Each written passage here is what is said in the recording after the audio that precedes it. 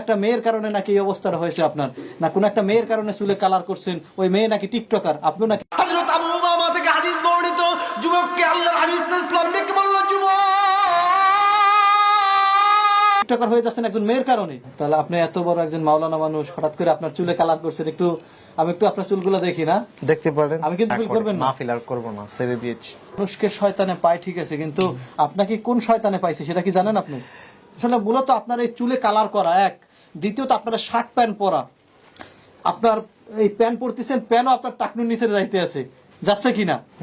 আমি কথা বলতেছি, মাইন্ড করতেছেন কিনা? না, না, বলেন। আপনি একজন মাওলানা মানুষ, আপনার কাছে আমার হাদিস পেশ করতে চাই না, আপনি হাদিসটা জানেন কোন কারণে এই ব্যাস ধরছেন আপনি? আমি কিন্তু সালা বাবা, তালা বাবা আর মালা বাবা, এবার অনেক বাবারে কিন্তু আমি জীবনে আমার লাইফে আমি অ্যাটাক করছি। এখন লাস্ট মুহূর্তে কিন্তু আপনার কাছে আমি আসছি কয়েকটা ভিডিও দেখার পরে, অরিজিনালে তারা ফেক ভিডিও তৈরি করছে কিনা। একজন মাওলানা মানুষ, সে এত বড় বয়ান, এত বড় একজন ইসলামী স্কলার, অনেক